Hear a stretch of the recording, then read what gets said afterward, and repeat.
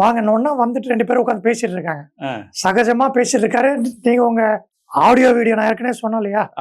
Okay sir, audio வீடியோல கிளியரா இருக்கு என்ன பேசுறாரு இவர் என்ன பேசுறாருன்ட்டு.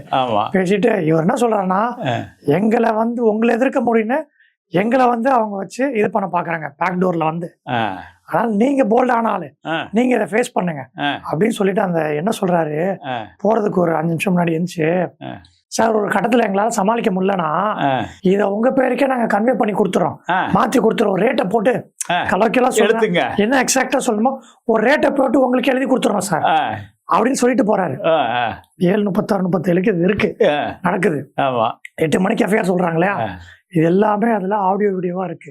என்ன சொன்னாலும்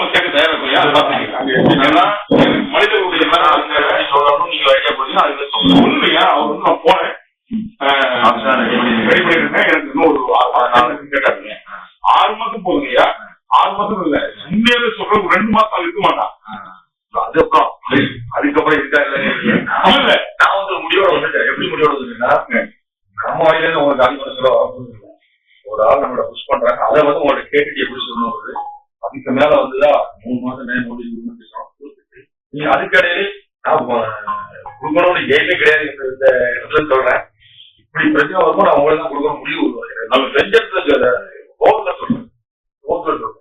ஏன்னா நான் அது அங்க போகணும் தெரியும், என்னை கூப்பிட்டு பேசுறது தப்பான விஷயம் பண்றானுங்க திருப்தி. ஆமா, நீ அதை உங்க மனசுல வச்சு நீ அங்க தேர்ந்தெடுக்க பண்ற இருக்கும் பட்சத்துல